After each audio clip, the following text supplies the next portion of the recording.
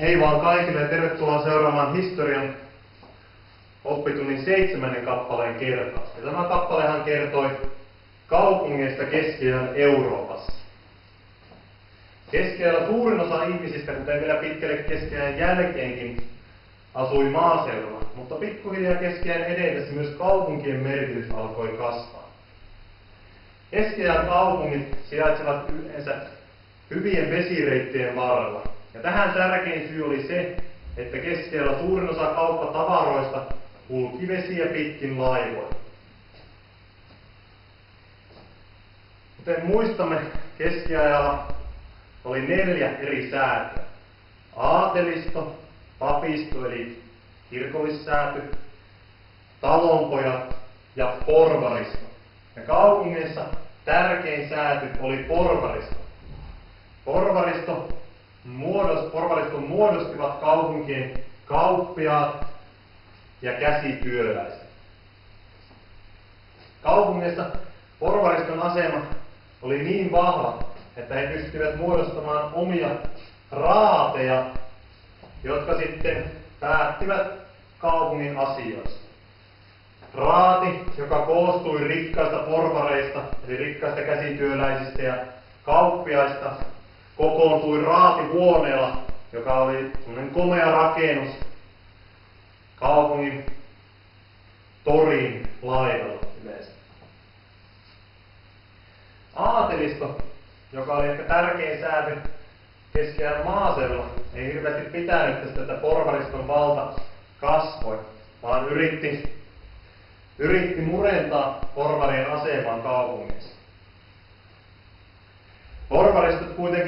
Porvarit kuitenkin halusivat turvata asemansa ja kaupankäyntioikeutensa. Heillä oli siis yksin oikeus käydä kauppaa kaupungissa.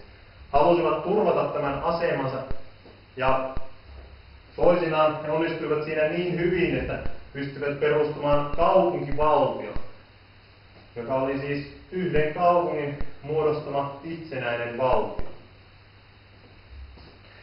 Porvarit myös turvasivat asemaansa liittoutumalla.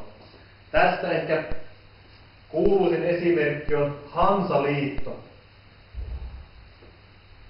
joka käynnistyi Pohjois-Saksasta. Pohjois-Saksan kauppiaat päättivät, että nyt tarvitsemme tämmöisen liiton, ja Hansaliitto tulikin niin vahvaksi, että se hallitsi oikeastaan koko Itämerta, eli Suomen, Puolan, Saksan, sitten myös Baltian maiden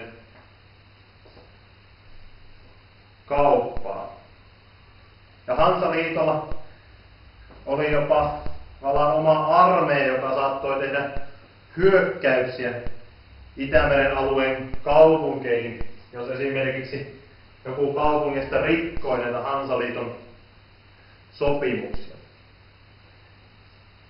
Yksi ehkä meille läheisin Hansa-kaupunki, eli Hansaliiton hallitsema kauppakaupunki, on tuo meidän etelänaapurimme Viron pääkaupunki Tallinna.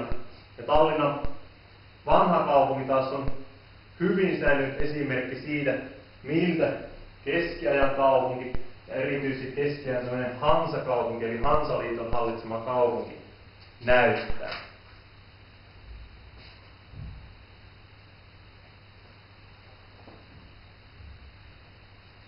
Tässä oikeastaan olikin kaikki asiat, mitkä tällä erää halusin kertoa.